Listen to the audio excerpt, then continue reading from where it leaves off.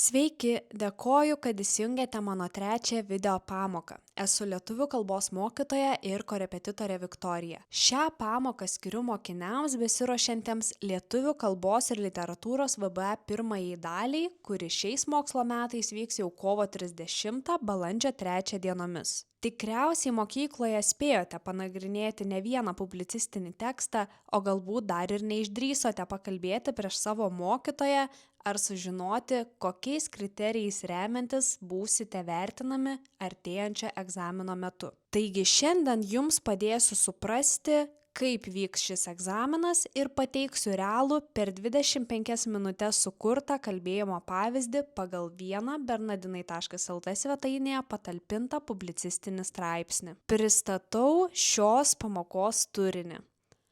Pirmiausia, trumpai aptarsime egzamino vykdymo tvarką, pristatysiu vertinimo kriterijus, susipažinsime su publicistiniu tekstu, tuomet parodysiu, kaip galite produktyviai išnaudoti ruošimuisi skirtą laiką ir galiausiai išgirsite mano 5 minučių kalbėjimą. Taigi, pirmiausia, remdamasi pirmosios dalies egzamino vykdymo instrukciją, noriu išskirti kandidatams svarbiausius punktus. Štai šioje lentelėje matote pačią pradžią egzamino vykdymo plano, kurį galite lengvai susirasti Nacionalinės švietimo agentūros puslapyje. Savo laiku atvykę į egzaminą VBA pirmosios dalies vykdymo patalpoje, jūs gausite prisijungimus prie užduočių atlikimo sistemos iš informacinės sistemos NECIS, tuomet kandidatai su gautais savo prisijungimo duomenimis prisijungia prie sistemos ir pamato užduotį, kuriai pasiruošti skiriamos 25 minutės. Primenu, kad šis laikas po praeitų metų pirmosios dalies egzamino buvo pratęstas 5 minutėmis. Prireikus užduotį galite atsispausdinti, būtent tai ir rekomenduoju padaryti, kadangi tuomet galėsite laisvai žymėtis teksto idėjas, o po ruošimui skirto laiko tą patį užduoties lapą galėsite neštis į kalbėjimo patalpą. Be to, ruošdamiesi galėsite naudotis atskirame kompiuteryje atidarytų dabartinės lietuvių kalbos žodynu, jei norėtumėte pasitikslinti tam tikrą teksto autoriaus vartojamą terminologiją. Na, o pasibaigus ruošimosi laikui, atsijungiate nuo sistemos ir pereinate iš pirmosios VBA dalies vykdymo patalpos į VBA pirmosios dalies vertinimo patalpą, tačiau po mokyklą blaškytis tikrai nereikės, kadangi šios dvi patalpos privalo būti viena šalia kitos.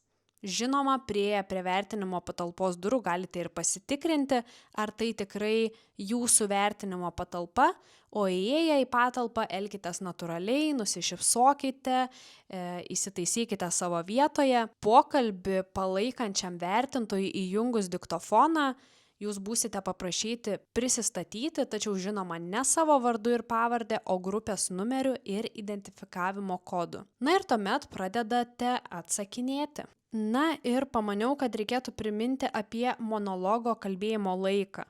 Nors praėjusiais metais ištiksėjus 5 minutėms vertintojai buvo raginami stabdyti kalbėjimą, dabar galite matyti, kad monologui trukus ilgiau nei 5 minutes, vertintojas turės planuoti trumpesnę diskusiją, tačiau rekomenduoju nepersistengti su apimtimi ir sutilpti į tam skirtą laiką. Kągi, turėtų būti įdomu, kokiais kriterijais remiantis būsite vertinami. Visą vertinimo lentelę vėlgi rasite Nacionalinės švietimo agentūros puslapyje, o aš tik trumpai pristatysiu, ko vertintojai iš jūsų tikisi, kadangi tik atpasakoti gautą publicistinį tekstą tikrai nepakaks.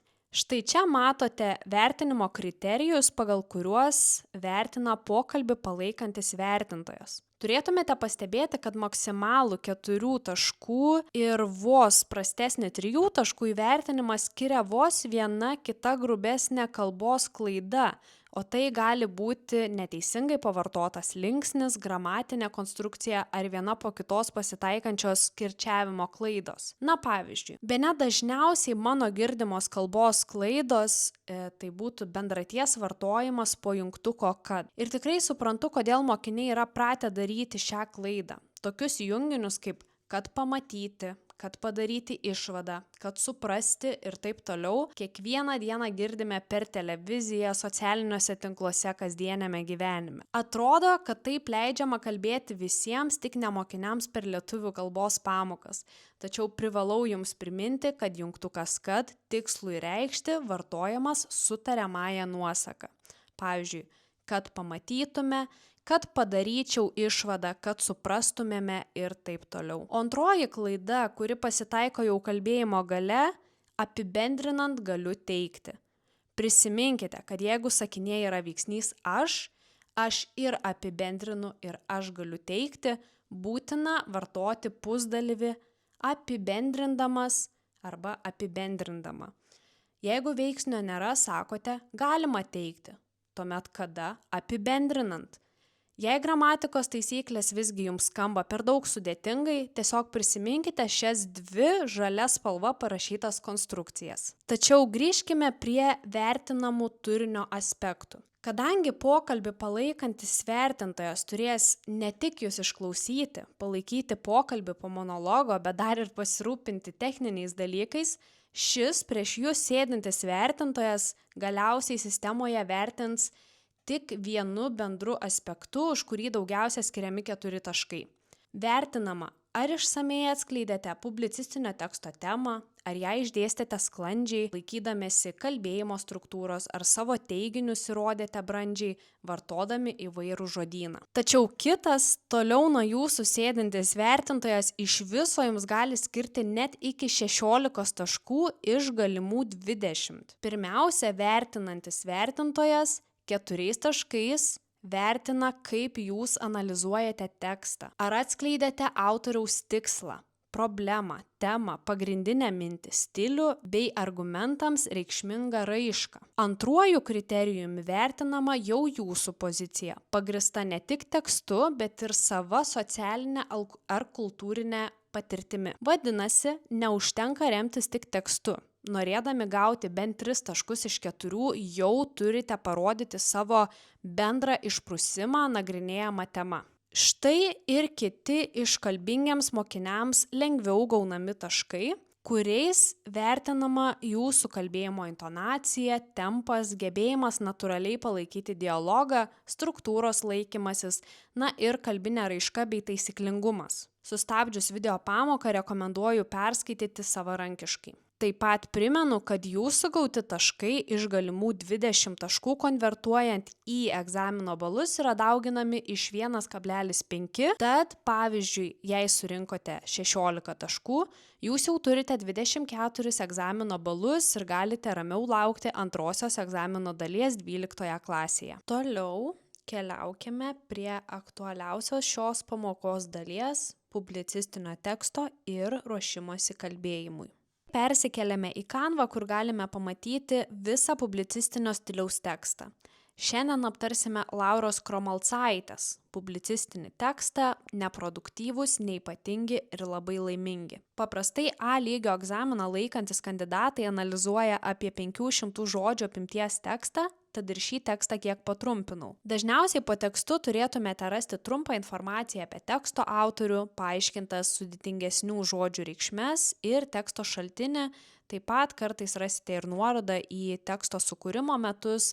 Tai, pavyzdžiui, gali būti naudinga, jei tekstas parašytas jau seniai, tačiau problemos vis dar yra aktualios šiandien. Informaciją apie teksto autorių taip pat galite paminėti kalbėjimo įžangoje. O dabar sustabdę video pamoką galite patys savarankiškai perskaityti tekstą arba jo paklausyti. Įsivaizduokime, kad prasidėjo mūsų ruošimuisi skirtas laikas ir susipažinkime su tekstu. Pavasarį mečiau ofisinį darbą. Išėjau į niekur, nes jaučiau, kad greit atostogausiu ne Tenerifėje, o vasaros gatvėje. Ten nešviečia saulė, tik balti chalatai. Sulikta diena stebuklingai dingo visi negalavimai, panikos atakos, stiprus nerimas ir akies tikas. Dabar antradienio vidurdienį sėdžiu savo šiltose namuose su sausainiu rankoje ir galvoju, kad tai buvo geriausias sprendimas mano gyvenime. Kuo būsi užaugęs, koks tavo svajonių darbas, tokiais klausimais mus pasitinka tetulės giminių baliuose. Tik šiukštu negalima sakyti pasakyti pardavėja ar valytoju, nes tada jos atsisuka į tėvus ir linguoja galvomis. Nieko,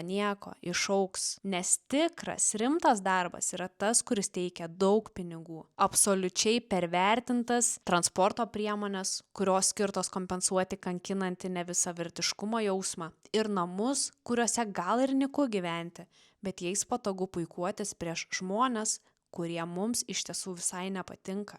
Paskui tos pačios tetulės, jei jų pirmą laiko nepriveikė giltinė, po kokių 15 metų jau linguoja galvomis iš džiaugsmo. Teisininkė reklamui dirba tarptautiniai kompanijoje. Puiku, kad gerai gyveni.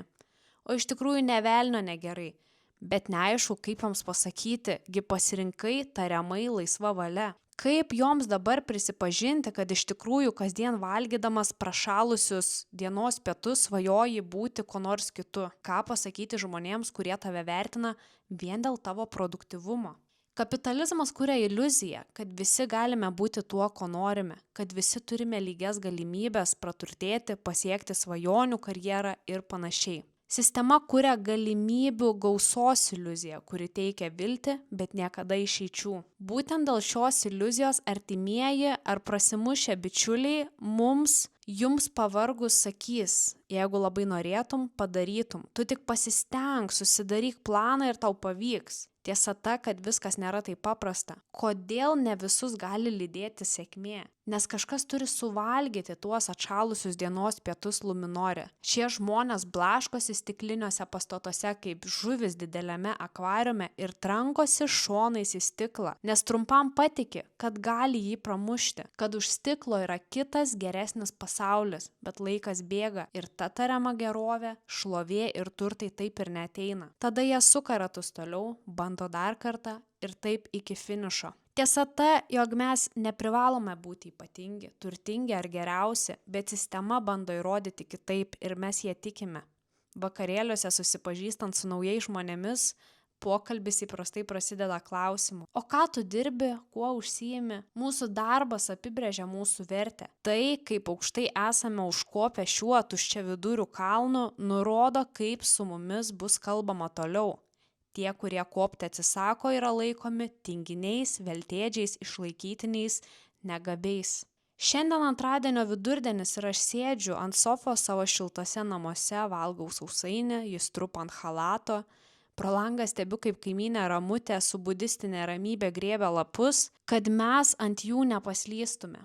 Žinau, kad lapai iš jo šaipysis, kad rytoj vėl nuguls ten pat, o Ramutė su ta pačia ramybė ims grėblį ir bandys suvaldyti rudenį. Kažkur prie Maksimos vinguriuoja trūkusių vyrų būrelis. Juokiasi, nes aukštesnis atėmė baltą žemesniojo kepurę ir dabar jie mujuoja kaip vėliava. Lyg būtų pasidavęs. Katės jos nulydė abejingų žvilgsnių, tų jau nieko nenustebinsi. Jos užsiėmusios savo katiškais reikaliukais ir mažiausiai galvoja apie savo katiškų dienelių produktyvumą.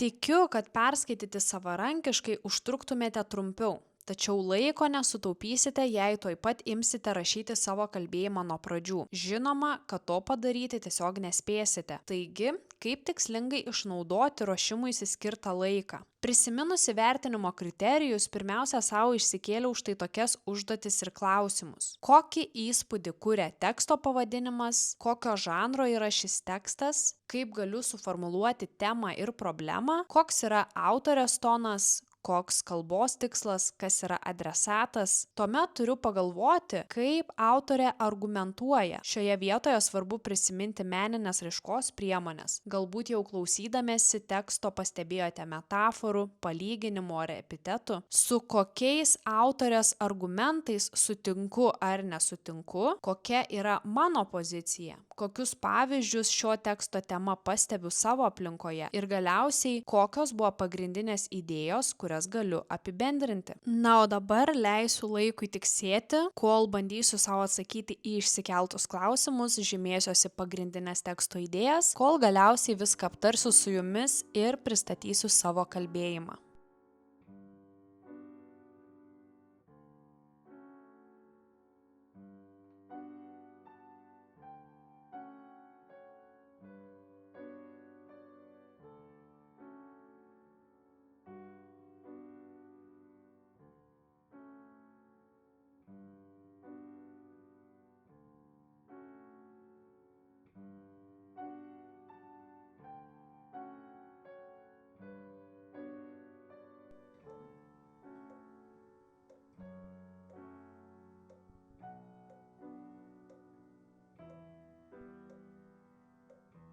Na, štai ir viskas. Kaip ir minėjau, rašyti ir žymėtis ant atspausdinto užduoties lapo būtų kur kas patogiau, tad pasinaudokite šitą galimybę. Taip pat rekomenduoju į egzaminą atsinešti bent keletą skirtingų spalvų teksto žymeklių. O prieš pristatydama savo kalbėjimą noriu pakomentuoti antrą klausimą, kadangi iš mokinių dažnai sulaukiu klausimų, kaip atskirti straipsnį nuo esė. Na, tikriausiai atpažinti interviu geba kiekvienas gimnazistas, tačiau kaip atpažinti būtent esė? Visų pirma, skaitydami esė turėtumėte pastebėti laisvesnį stilių, asmeniškumą. Teksto autorius kalba pirmuoju asmeniu ir reiškia savo nuomonę, gali dalintis patirtimi, taip pat tekstas gali būti emocingesnis ar bent sužadinantis emocijas. Būtent toks ir yra skaitytas Lauros Kromalcaitės tekstas. O štai straipsnis išsiskiria objektyvumu, neutraliu tonu. Straipsnio autorius dažnai remiasi faktais, duomenimis ir šaltiniais. Kitas aktualus klausimas – raiška. Dažnai mokiniai nepastebi meninės raiškos priemonių, o jei ir pastebi, pamiršta jas įvesti į savo kalbėjimą. Jei tekste gausu raiškos, tikrai nebūtina minėti visko. Pasirinkite keletą priemonių, kurios jums padėtų sustiprinti argumentus ir prisiminkite, kad neužtenka jas tik paminėti. Jūs taip pat turėtumėte pakomentuoti, kodėl teksto autorius tokią raišką pasitelkia. Štai keletas pavyzdžių, ką išrinkau iš ką tik nagrinėto teksto. Rimtas darbas, epitetas rimtas, čia atskleidžia visuomenės požiūrį. Rimtas reiškia pelningas, galbūt net garbingas. Na, toks, kuriuo tikrai galima drąsiai pasigirti.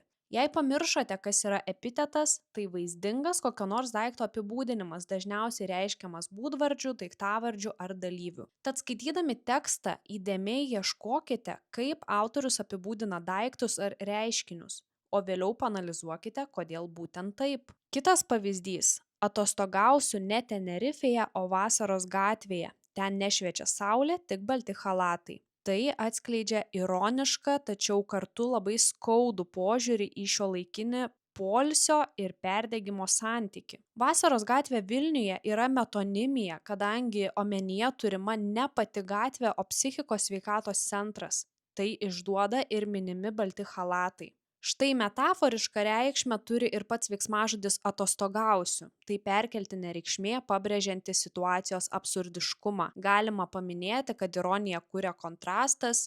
Vietoje svajonių atostogų saulėtoje Tenerifėje žmogų gali ištikti priverstinis poilsis dėl emocinio ar psichologinio išsekimo. Taigi autorė subtiliai parodo, kad nuolatinis darbas, įtampa ir siekis būti produktyviam gali baigtis ne išsvajota poilsinė kelione, o perdegimu.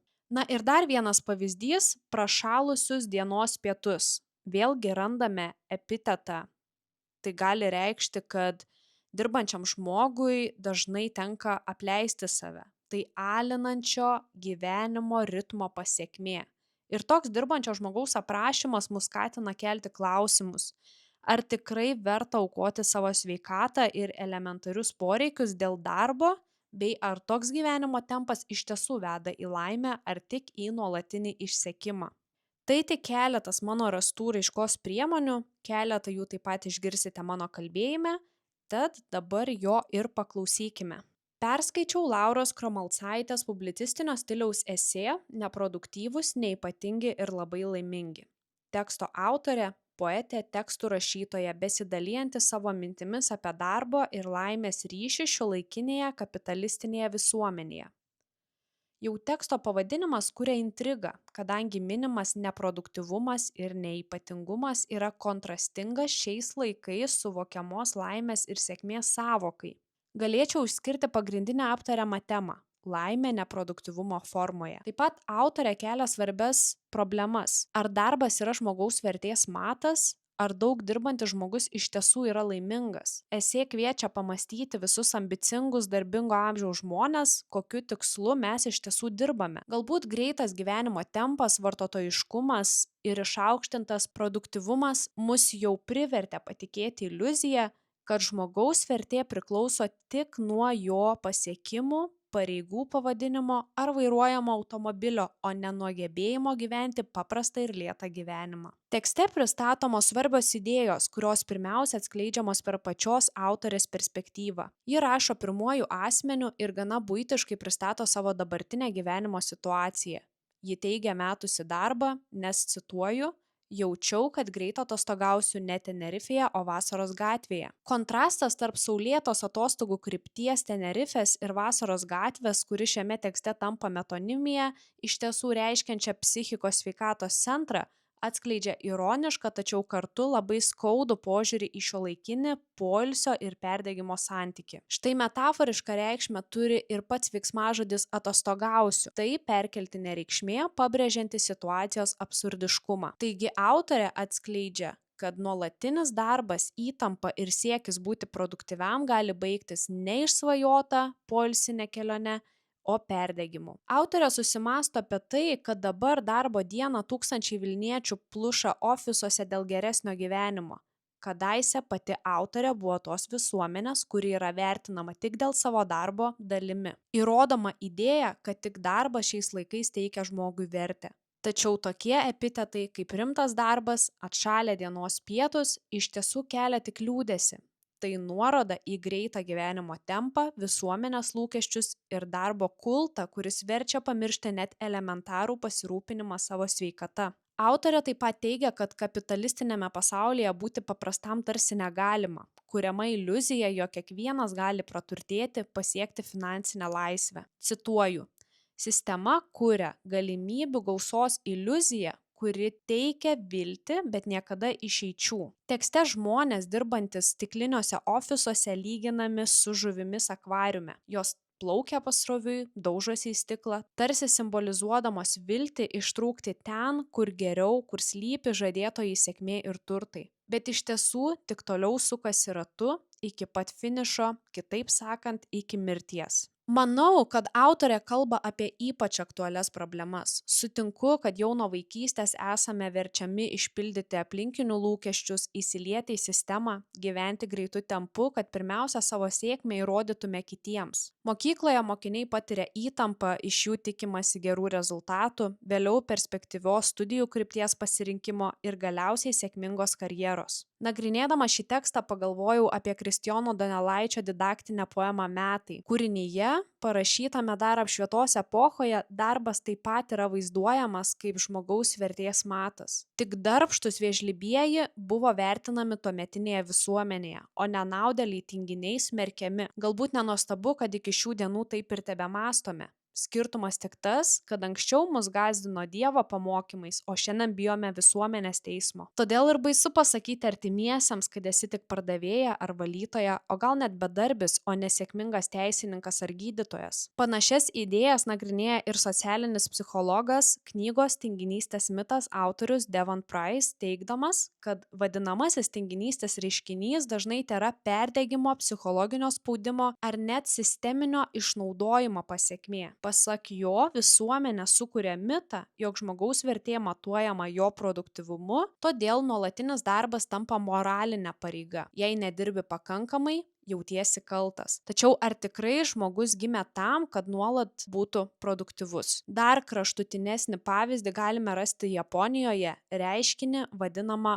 karoši. Tai mirtis nuo pervargimo, kurią sukelia per ilgos darbo valandos, nuolatinis stresas ir poilsio trūkumas. Šis terminas rodo, kad darbo kultas gali ir pražudyti. Taigi, apibendrindama, galiu teigti, kad šis Lauros Kromalcaitės publicistinio stiliaus tekstas yra aktualus ne vienam šiuolaikiniam žmogui. Tai svarbi žinutė mums visiems gyvenantiems vis greitėjančiame pasaulyje, visuomenėje, kurioje keliami vis didesni lūkesčiai, kaip pavyzdžiui pasiekti finansinę nepriklausomybę vos sulaukus 20. Manau, visi turėtume atrasti laiko bent trumpam sustoti, suvalgyti dar šiltus dienos pietus ir savęs paklausti, kaip siekdami sėkmės ir finansinio stabilumo galime nepamiršti svarbiausio - savo sveikatos ir vidinio pasitenkinimo. Na štai ir viskas. Tikiu, kad su natūraliomis pauzėmis toks kalbėjimas gali trukti gerokai ilgiau nei 5 minutės, tačiau tai tik pavyzdys jums, kaip galite planuoti savo kalbėjimą.